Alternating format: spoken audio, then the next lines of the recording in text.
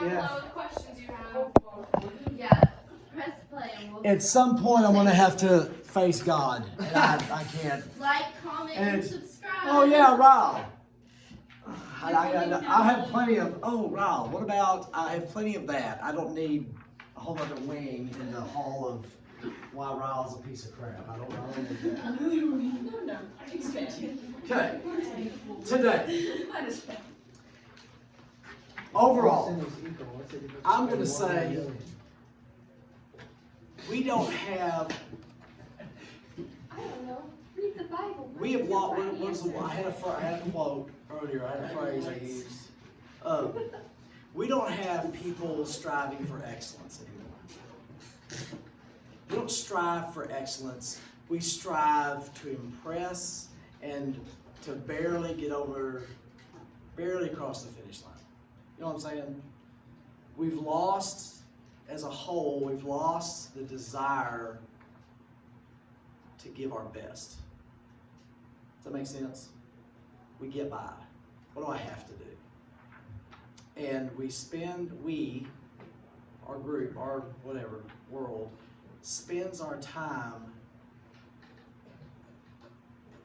and human beings have always done this, but now it's able to be done collectively and with loud voices. Point out, you're a failure.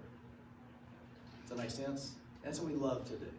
We love to do that more than we love to achieve. Maybe not, I'm not saying you, but we. Y'all kind of, do you see what I'm saying? Yeah.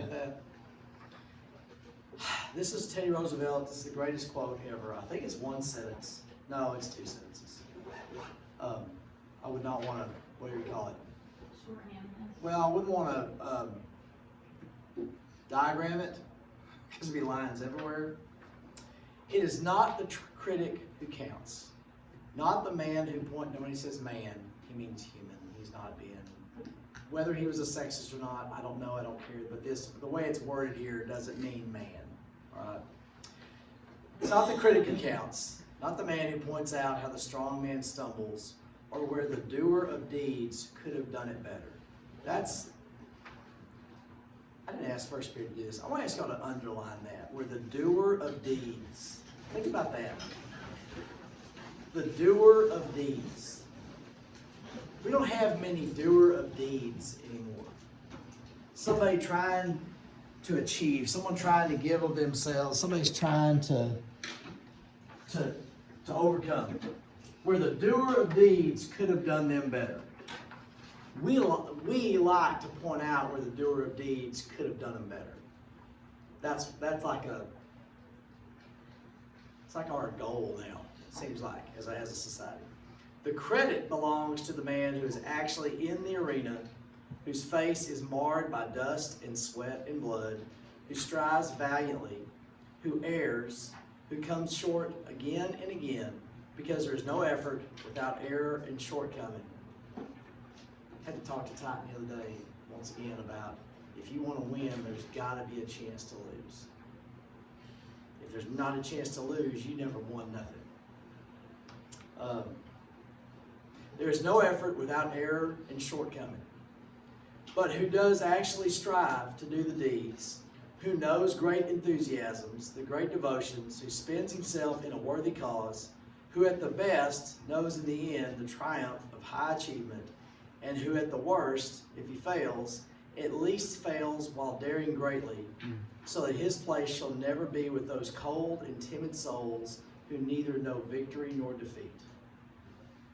So, no matter what, I guess the raw version of this is, if you are busting your tail and doing everything you've got and you fail, you are 10 times better than the sorry, I love cold and timid souls who didn't try, who are making fun of you. It's way better to lose trying to be your best than to sit on the sideline afraid to do anything and laugh at the people who didn't win.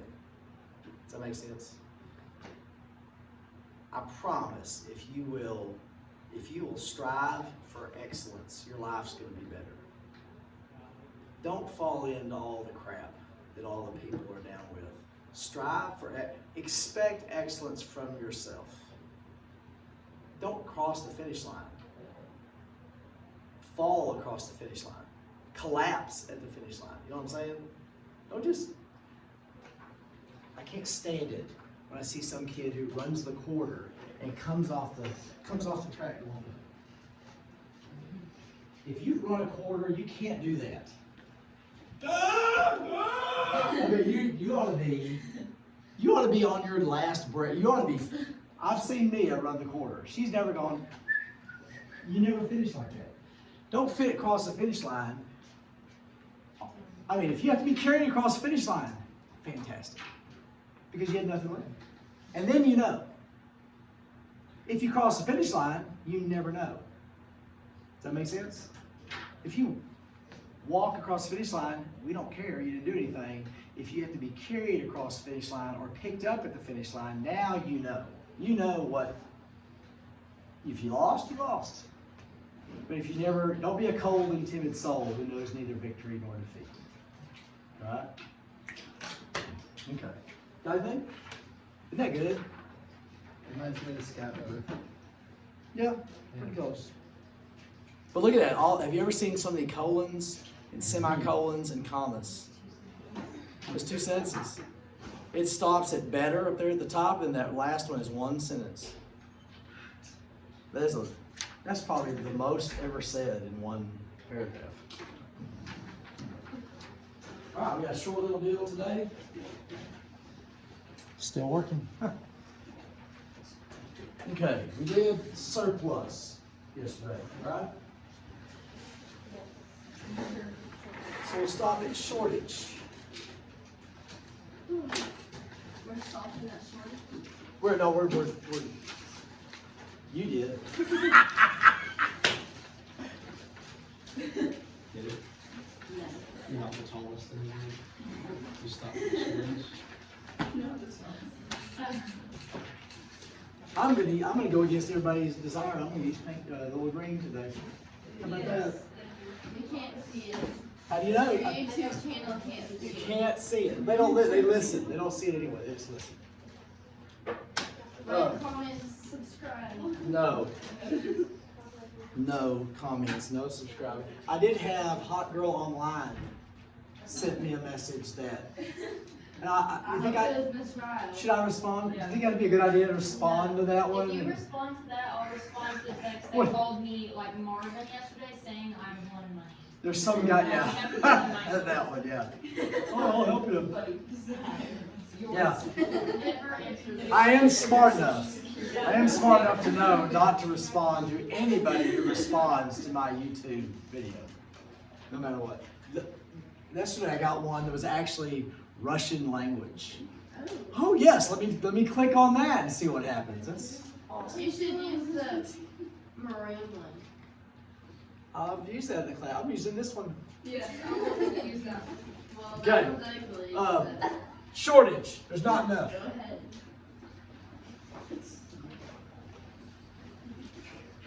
Shortage means there's not enough.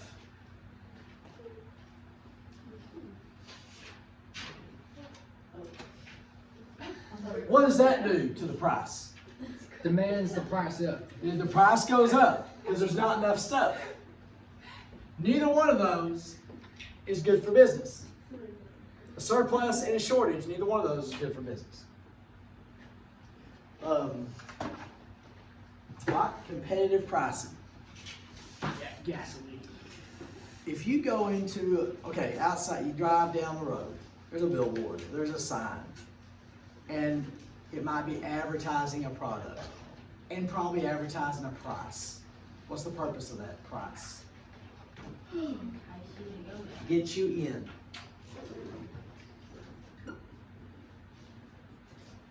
This is her clothes. What's the question? Competitive? If they can get you in the store or get you to think about their product, they've won. Things are not $30.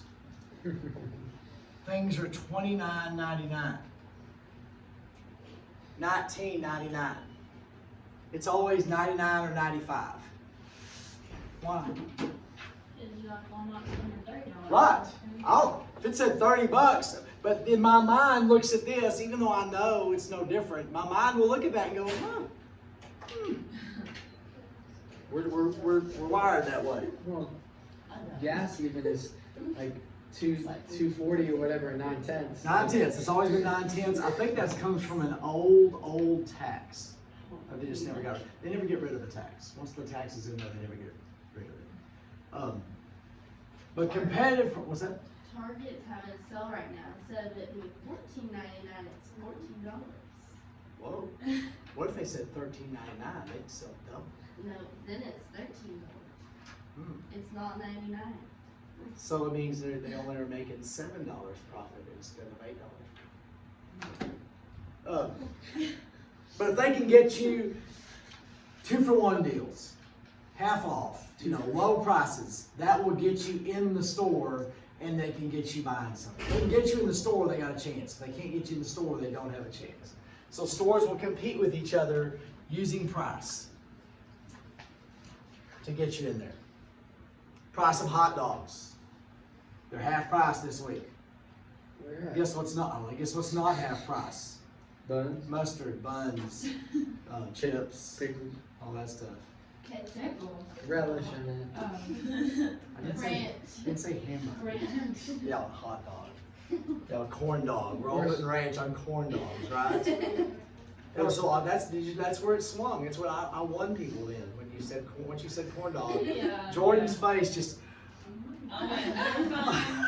Cheese. I answered grilled cheese. What? I don't eat grilled cheese. Coach, there is this, I tutor at the Trinity Street Coffee Bar, and one night there were these 3 guys, like college kids that have been drinking something, and they're having this conversation. They're like, with each other, like, you don't put ketchup, children put ketchup on corn dogs. Like, and they were like yelling at this one guy. He goes, fine. And he goes, no, what do y'all put? They go, mustard. So they go around the bar. They're like, do you put mustard? And they got to me, and so I heard their whole thing, and I was like, I'm gonna mess with them. And they're like, what do you put? I was like, horseradish mustard. And they go, this man's a Viking. It was awesome. I thought about you in that night, though. Yeah. There was times like, I've already had this lesson. Somebody eats ranch in their grilled cheese. Now, misleading advertising. Whenever Tide or OxyClean or some cleaner, they'll take a dirty rag, dip it down into the water with their little soap, and lift it up, and what has magically happened? It's just white. Now, they didn't tell you we took this rag out and threw it in the mud and left it with the dogs, and they just showed you this rag, and it was just, they sprinkled dust on it to make it brown, and then you lower it, and they haven't told you anything. They were allowing you to believe something, and we know it doesn't work like that, but don't you want it to work like that? And we will believe what we want to believe. When they come out with this pill, it says, if you take this pill, you will lose fat and gain muscle. We want to believe that. So a certain percentage of people are going to buy that, knowing it doesn't work, but maybe it does. Maybe it does. That's like the ice cream when they use like mashed potatoes. Yes. Yeah. I mean, they make all that food. None of that food's real. They make it out of glue and wax, and I mean, they do. This But is- I saw a video on TikTok, I think, and this guy's like a fitness photographer, and he takes pictures for those like weight loss stuff before and after, and he says he does them the same exact thing. Yes. Like they make the people look bigger, and then Yes. take a picture of them probably normal. the hair commercials. They will take the picture in the lot. They'll flash, and they'll take the bright picture for the bald, and then they let it grow for a month. You look at it, their hair is longer and it's dark. They turn the lights off. You know, that's misleading. The Celsius, I don't know if it's true or not, but they claim that if you drink the Celsius energy drink, it boosts your metabolism enough to burn body fat. So. Well, if you have enough caffeine, your heart rate will raise. You know, there's just a risk. They didn't say. Save that. I'm gonna go with the bait and switch. It has to do with this. Okay? Let's get that. Bait and switch has to do with this idea of getting you in. So if they advertise a truck for 25 grand, and they'll show this fully loaded truck, okay, for 25 grand, they'll have the 25 grand is this big in the advertising. And then it's the all down the bottom. Well, then you have the dealership fees, the taxes, the registration. And then down here, there's a little star, and that kind of right, and it'll say, this is not the truck we have for sale, and we only have 2 of them, or limited quantities. So you look at this, you don't look at the little speck down in the bottom. It is illegal for them to just say, have the picture of the truck and just that price, without the little disclaimer at the bottom. But bait and switch is when they try to get you in with this and switch you to another thing. That's not illegal. That's their job. Their job is to try to get you to buy more and extra. That's their job. If they never had that truck or didn't let you know we have limited quantity available or this isn't actually the truck, then that's the little gray area that's illegal. But any store's job is to rip you off.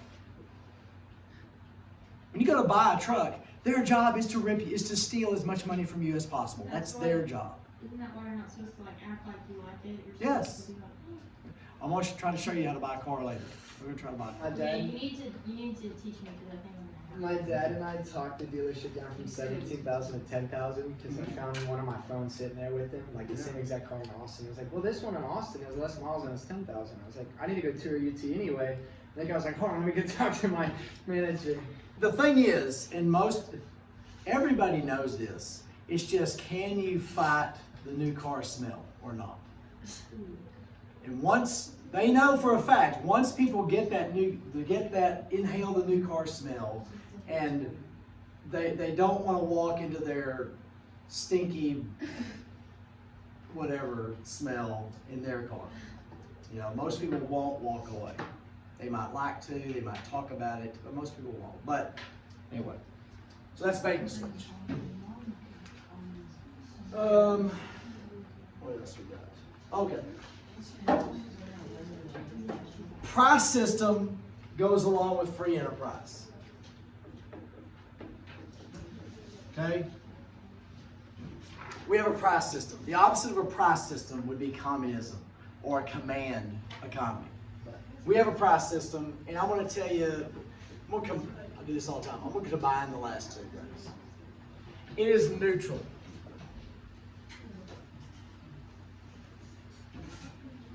What's neutral mean? There's not a side. Yeah, there's producers and consumers.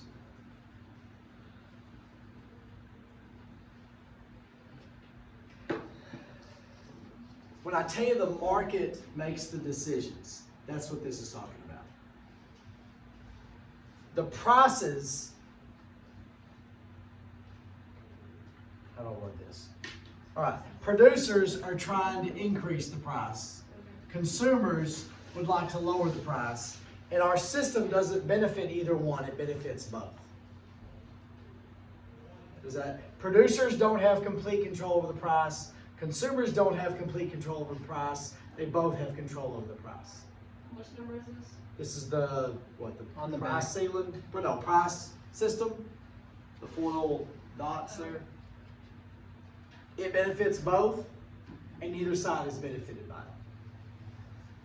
That's the sign. There's the quote. It's like that's the sign of a good negotiation. Is when both sides leave a little disappointed but greatly satisfied. Yes, that's true. It all comes down to the equilibrium price. Remember that? Both sides are trying to reach equilibrium, which means they're happy. So the market drives it. Wait, is this the next bullet? Sure. I didn't draw a bullet, I drew a little slash. Dash. The market drives this. If the demand is there for this product, who has more control now? If the demand is there, if the people decide we want this, producers have some power. So that the market is going to drive the price up. The producers are not forcing the price up. The demand for it is what we want this, so we're.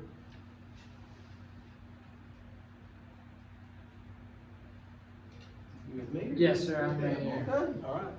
Produce. Now, what if the demand is not there, or if the supply is more than the demand? Who has control then? Consumers get the control. If the supply is bigger, now the price comes down. I said the producers have control here. Do we have to buy this? No. We're choosing to buy it. There are some exceptions where there might be some things where we do. We have to buy. I guess we don't have to. Colt's 22. We could tell him no. But we have to help him get insulin. Really, no matter what the price is, we have to try to get that. But other than that kind of stuff, does that make sense? All right. Next thing, I'm gonna combine this. It's flexible and it's efficient.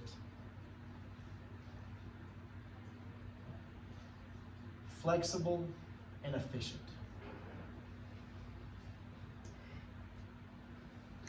The price can change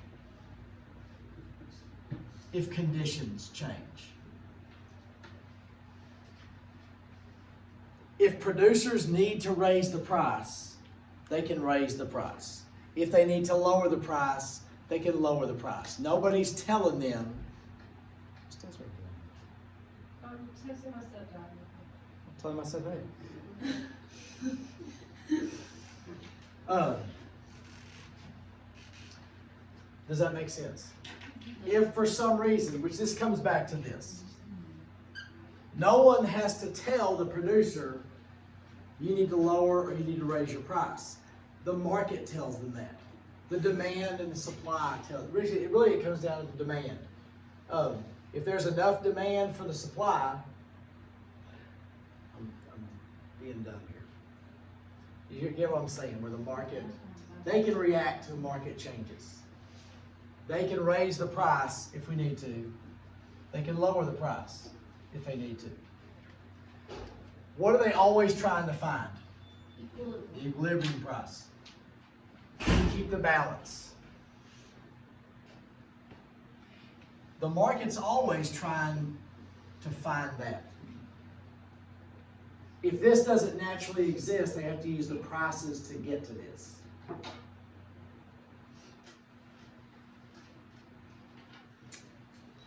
All right, football games. Let's say, forget pro football, let's go to college. College football games are cheaper than pro games. And the band's there. Let's say, that's one of the things. There's actually entertainment going on. Has a feel. Let's say tickets to a game are $30 a ticket. That's not very expensive compared to other stuff. So there's a 30,000 seat stadium, 60,000 people want tickets. They could raise the price of it. But the school says we want students to be able to afford tickets, so we're gonna keep the price low. That means 30,000 people don't get tickets. What's gonna happen on game day? People selling tickets. People are gonna sell tickets for $30 No. for whatever they can get. It's the black market. It's not the school doing it, but they're still trying to find this right here. Wait, what's that? Like the balance between demand and supply. For that game, the demand is way bigger than the supply. So using prices, they say, I bought this ticket for 30, I'm gonna try to sell it for 200. And that way they are getting the supply equal to the demand because people are willing to pay this price for it. Does that kind of make sense? So the system is always doing this, whether it's legal or not or whatever. We're always trying to get to that balance up there. Didn't that sound like I knew what I was talking about? Yeah. I could like teach like for that second I could have been in some college thing teaching something. Okay, for producers. The microeconomics of football. Yeah. Skip that one. Let's go to consumers. You're all a consumer. What effect do prices have on you? Whether or not I can get something. They really, to a big extent, determine what we buy. What was the last one? What's the last one? 15. Flexible and efficient. Last one. Yeah, we combine them. Remember I said I was going to combine them earlier? So you just always are gonna do 4 bullets. Not that always. means 3. Not always. Sometimes. Not always. That's like the 5th time. Okay. I can go back and do that. I'll add extra. You want me to add it? Okay. The price really is what drives consumers. We won't buy something that's too expensive. If it's too cheap, it might cause us to buy it.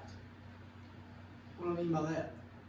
Like, I feel like you can't pass it. If you walk by something and it's priced, and you're like, well, oh my gosh, I have to buy this now because it's You don't wanna miss the opportunity. right. If it's half price or 4th price, last night, the junior high track meet was over at 7:30. I got on the bus and the sun was up. There was still sun right there. It was the perfect sun where it was up, but it wasn't blinding. It was just sitting right there at the bottom of the earth, Perfect. And then Coach Thompson comes on the bus with handfuls of full wrapped hamburgers. As he was walking out, the concession stand had all these extras. Said, hey, y'all want some hamburgers here? Just take them. So we get a tear in my eye. I left last night at 7:30 with a free hamburger. Are we going to say no to the free hamburger? No! It was a quarter. I didn't have any money. But you'd almost have to. Come buy a quarter, I got to eat hamburgers. 25 cents, Gubby. You can't beat that. But the price. Now, sometimes you have to combine the price with the thing. If you have to have that thing, the price is not as big a determiner, but price helps determine whether we're buying or not. Did I mess up? Oh, What does that say? it's what drives us to buy stuff. That's a big deal. Is that one of the advantages? No, we're not doing that one. Scratch that one. That's how it affects us. See, I say stuff, even though I'm going to put a big phone around me sometime. For people. What's he saying? What's he saying? What is that? What's that? Well, I put notification. Is that what Just happens? text us what you want to teach us. Yeah. Don't worry about it. Yeah, I was imagining what a text would sound like going through the air or something. Okay, Dell computers. I've heard of Dell computers. They're pretty famous now. Where do they make Dell computers? In garage. Or what? Not now. Oh, that's where it's.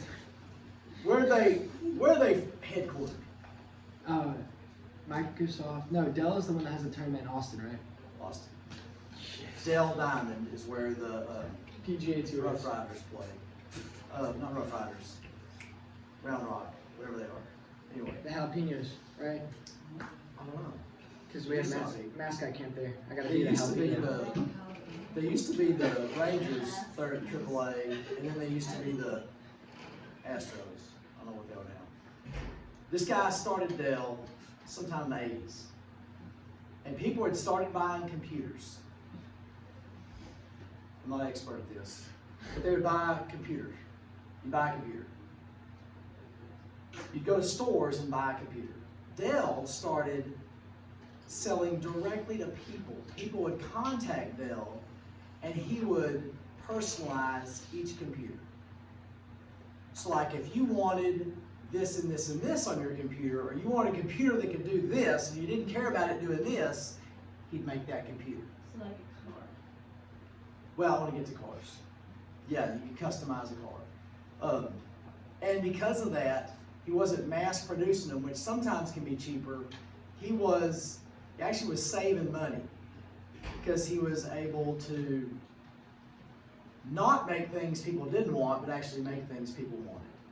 And he got very successful, and I think so they customized the computers. It was a new way of buying a computer, and they got really big. There's a children's golf tournament down there now for like benefit hospitals. Now, the cars. You used to could get a basic car, a basic truck, with nothing. And it was really cheap. The base model. You can't do it anymore. No, They can't. Well, at the dealership. No. They all have backup. They have all this crap on them. Even the base model has all this extra crap on them. And so the cost of cars has skyrocketed. I'm not going to use a backup camera. You can't see with that. It's all distorted. Mirrors I can see. I don't care about Bluetooth anything. I don't care about all this. How much money do you think it costs to have all that stuff in the car? All that computer stuff in the car? And it's all just eventually gonna go wrong anyway, and then you're gonna have to do something about it. Yeah, because it's gonna at least be obsolete. It's gonna be this new thing. And I would rather pay $25,000 for a truck rather than $45,000 for a truck. You would not like the Jeep Wagoneer. No. I wish I could go to the car dealership and say, look, I don't want this and this and this. Find me one without that, and I'll pay for it. But I don't want to pay $45,000. I have a truck that I don't use half the crap on it, but I'm paying for it. You know? So anyway, and you know what? My life is amazing, and I get a lot done. Here's just You something just I don't listen to the understand. radio or what? Yeah. Why would I listen to the radio? What I don't understand is texting and driving is such a big thing, and it's horrible, and it takes lives like every day. Why would we substitute this little screen for a giant screen that is built in the car? Yeah. I know. That's Yeah, I want the talk. I don't want the song. I want the talk. I want to know what's happening. I don't want the song. You don't listen to music? Not much. No. So do you listen to like AM radio? I would. Yeah, I have. Yeah. I So I know what's going on. I turned on the It's ranch real. the other day with Miss Rao coming back from a tennis tournament. And right as soon as I did that, a fiddle player got on it, and she's like, "What did you just turn on?" She's like, "This is something from Coach I want to listen to." Yeah. Pace was like, "Nah, he listens to Hank." Yeah, I would. If I'm listening to songs, I'll listen to that. Because it's not bro country. I mean, bro country. No. According to a salon. Luke Combs will forever be better with Brian. Yes. Gas last year was under $2 for a while, right? For a long while. Okay. Now it's over $2. When you fill up at $2.40 or $2.50, you think more about how much you're paying for gas than when it's $1, when it's below $2. Okay. You might even change a little bit. You might even think about, I'm not going to drive as much because it's more expensive now. But that's not the price ceiling. The price ceiling is where you stop buying it. Or, in the case of gasoline, you completely change your lifestyle. And there is a price ceiling on gasoline. There's a price ceiling on Doritos. If you walk in and Doritos is $4, $5, you're not buying it. It's like buying a drink at the donut shop. Yeah. When I was a kid going to the Ranger game, we never got anything to drink and we never got anything to eat. I knew that going in.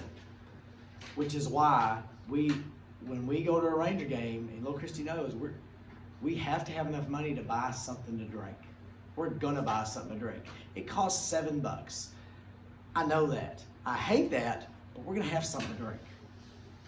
Because I never got one, so we're gonna get something to drink. And we're gonna go around and pick up cups, because our house needs cups. And just people leave their cups, you know? Like the So souvenir go get the cups. cups, you know? No. And the sad thing is, the best cups are the beer cups. Because they have the old logo on there. So you have to go, take them, pour them out, rinse them out, and then go take them home. And Chris, you don't put them in the washers. They'll ruin them. We'll wash them. So put them in the washer. She didn't have we didn't have a dishwasher in the house until about 8 years ago. Yeah, finally put a dishwasher in there. But for cars, $4 a gallon is the ceiling. If it gets to $4 a gallon, people will start to actually carpool and maybe buy different vehicles and completely change the way they act. Ride the bikes, What's that? ride horses. Something. I'm gonna ride a cow to work if it's. I mean, people will when they get. That's what a price ceiling is. Where we refuse to pay that much. Right. That's why gas will never get above $4 a gallon. If it does, things have gone completely drastically wrong, and we're gonna be in great It's shape. like It's like $5.60. a lot in California. But hey, Yes. the minimum But- wage is also $15. Also, it's the cost of living. The wages are way different there too. Than Yeah. New York. It's nice to visit New York, California, same but thing. never wanna live in California. Right. Where we at here? All right, rationing. What do you know about rationing? Where you try to make the most of what you have, like maybe it lasts down. And there's limits. You can't buy this much of this. They will limit how much you can buy. When was that prevalent in everybody's life? About 2 weeks ago, or like a month ago, when Bucky said you can only buy 1 case of water, and there was like a fist fight over I a was case thinking of World water. War II. Yeah, World War II and the Great Depression. My dad Not the two. would tell. He told a couple times about how gas was rationed, and gas was rationed when I was a little kid. But when in World War II, his family, when they got to the top of the hill, they put it neutral and coast as far as you could because you could not waste gas. You had to make it last. What does rationing do to the price? Does it make it go down? It's going to make it higher. Why would rationing increase the price? Because you're splitting up the supply and you have a higher The supply. demand way outweighs the supply. So now there is laws in place about gouging. I can't spell it. I don't know if that's not it, but it's something like that. There's laws in place where this is gray area. Because if I see a problem, if I see a need and I meet the need, and I charge for it, and people are paying it, that's capitalism, right? Mm-hmm. If there's a hurricane and people don't have water, and I charge $50 for a case of water, and people are semi-forced to buy that, that's no longer capitalism. So we do have laws in place, but you see how it's kind of gray area. I might be charging more, but that happens all the time, and it's just called, I'm meeting a need, and people want this, so I'm gonna charge some more, but I don't know if there's a formula to it or what. You could make the argument that they don't have to spend the $50. They could die. Does that make sense? But rationing will cause an increase because the demand is more than the supply. But like if they ever they ration food, they ration meat, they ration butter. I'm sure there was something they told there was limits to how much people could charge because people would probably be willing to pay. Good day. See you later. Don't get that gouged.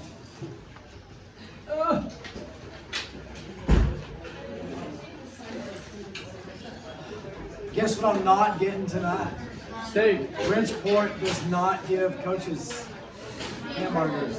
So no full covered hamburger tonight. I had 2 last night. I guess that makes up. You should have saved one. Like I'm gonna say, yeah. Rationalize. There's a hamburger sitting there. I'm not gonna let it sit.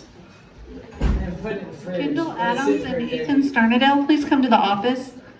Kendall Adams and Ethan Starnadell, please come to the office.